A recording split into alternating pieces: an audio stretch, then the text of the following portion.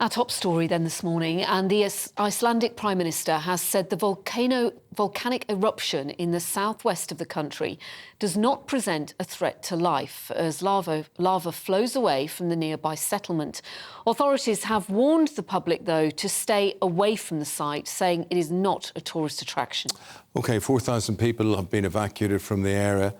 They've also closed the nearby Blue Lagoon Spa, one of Iceland's most popular tourist attractions. Many of you sharing your experiences of that with us today.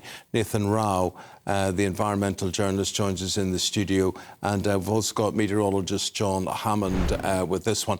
John, the big thing is, of course, people are thinking back to 2010 and whether there would be a dust cloud. So far, no sign of that, I'm assuming.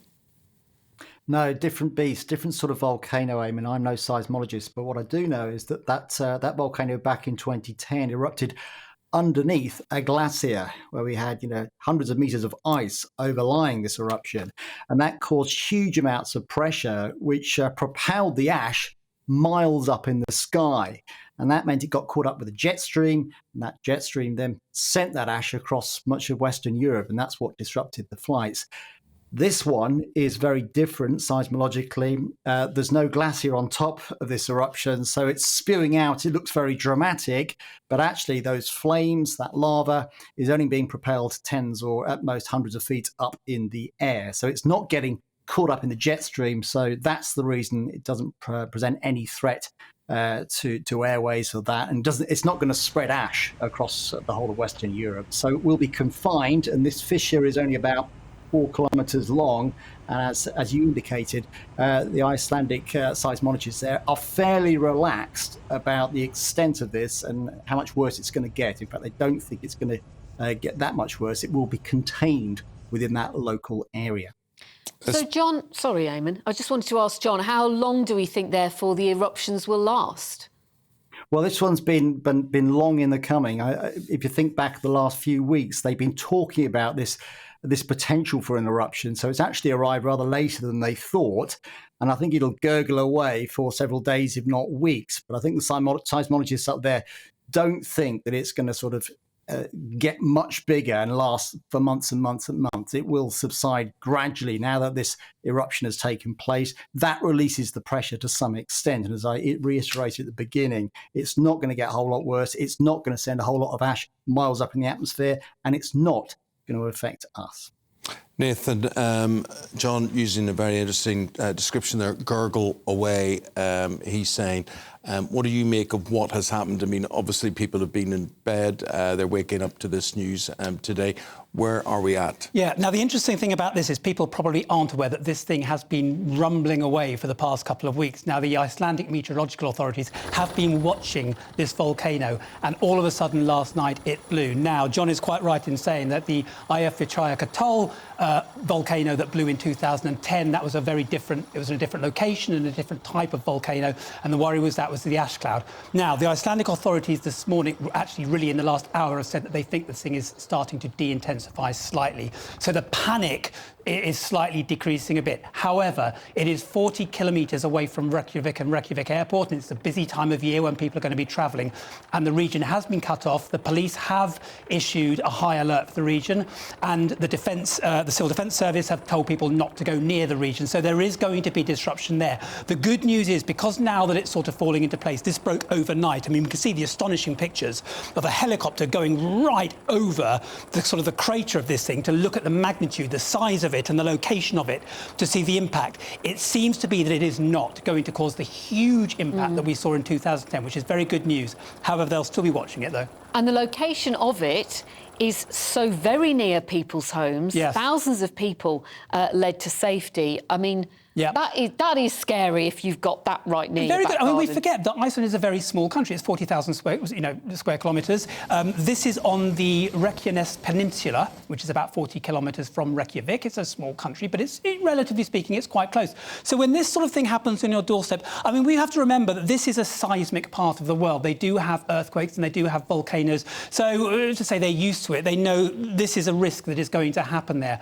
However, if you are seeing this sort of lava spewing, I know that John said on the very larger scale of things, this isn't not going to affect the whole of Europe. But if you are in the vicinity of that and you see that is sort of creeping towards where you live, it is going to be very scary for those people living there. So the authorities, the police, and even the president has said that they're going to be prioritising safety to life and safety to infrastructure. They're going to be making sure that, you know, this situation settles down, because it's going to be very scary if you're there. So the lava could reach people's homes? Well, the lava is creeping southwest at the moment. It's very difficult to predict how far it will go. Now, the place that is we're looking at is Grindavik, this fishing village where people were evacuated from. The fissure in the base of this volcano, because it was an earthquake that cracked, and it was a 2.5 kilometre crack that opened up. This is where the lava's coming out from. It does seem to be going in the southwest direction now. We're going to have to look and see how far that spreads. But it's very comforting to hear John actually saying it probably isn't going to, you know, sweep across the whole region. It could be that they will contain this and keep people safe and move people away from the area, and of course tell people not to go near it. I mean, that's common sense. John, meteorologically, what are the big things to look out for as far as you're concerned? The concern that we are getting this morning is people who are obviously heading to and from Iceland, usually on sort of recreational break.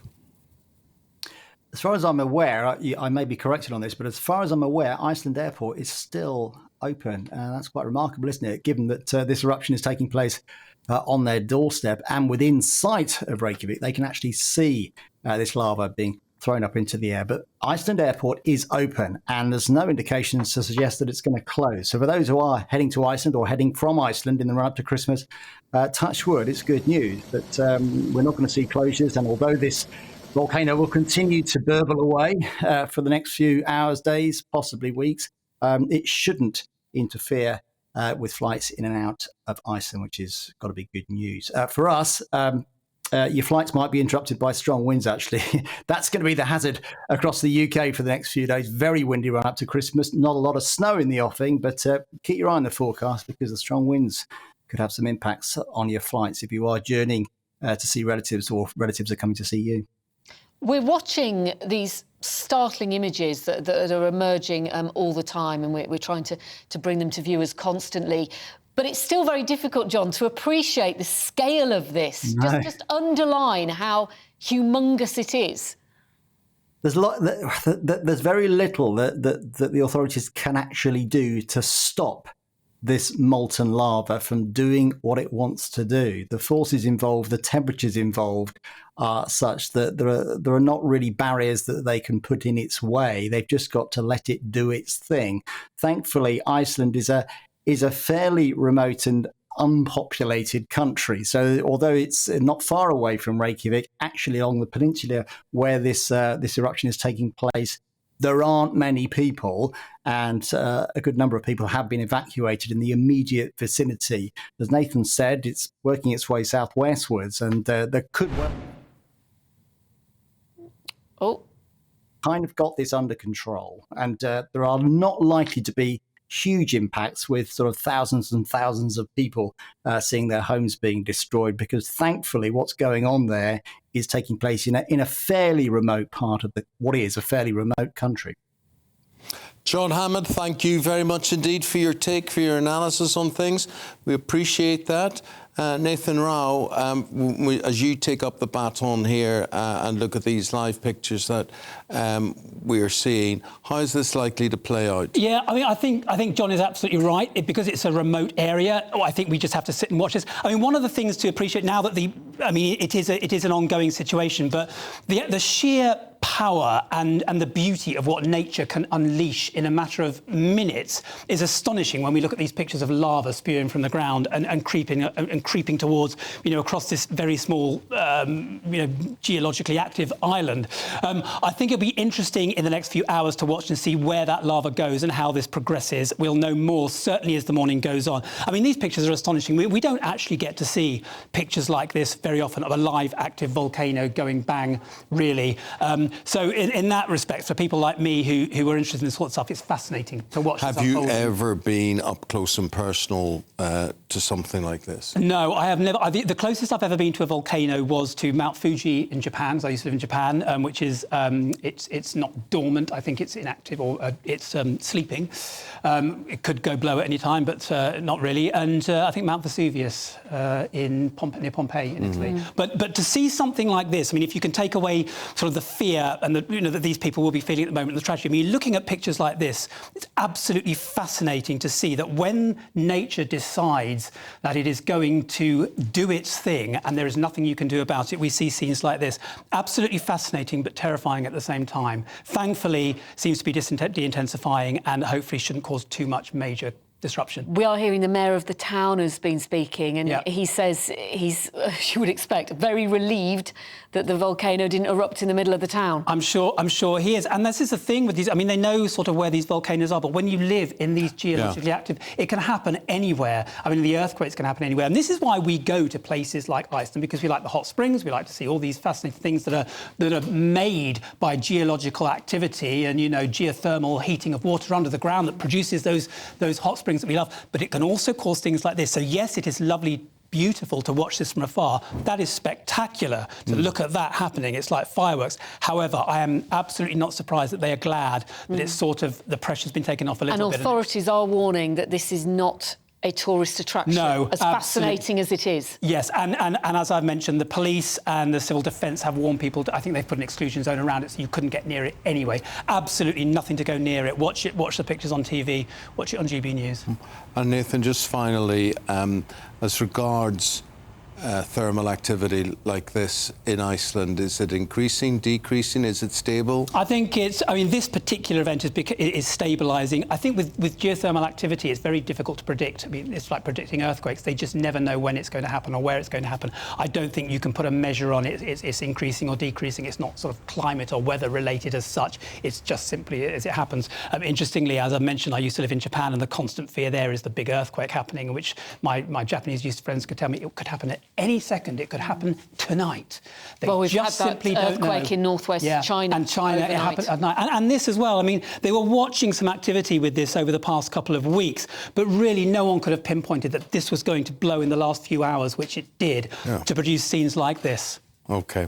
Nathan Rao, thank you very much indeed for your take on things. Those are the very latest pictures. That is the very latest situation coming out of Iceland.